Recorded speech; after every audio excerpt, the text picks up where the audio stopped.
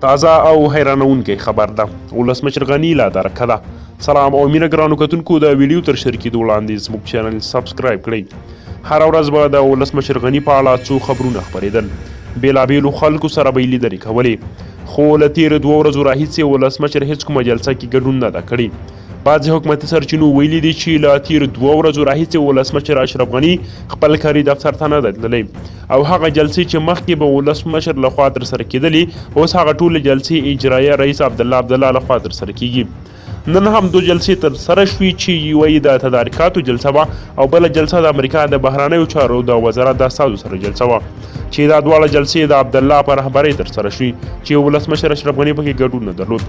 مخکې به د ولسمشرۍ ماڼۍ د ارګ پاڼه کې هر وخت د ولسمشر په اړه خبرونه لیکل کېدل، خو د تېرو 2 ورځو راهیسې هېڅ خبر د ولسمشر په اړه نه دی لیکل شوی، او نه هم د هغه کوم تازه انځور پکې خپور شوی ده.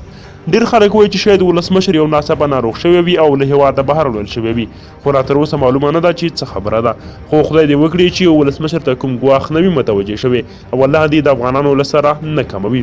تاسو څه فکر کوئ ولسمشر به چیرته وي؟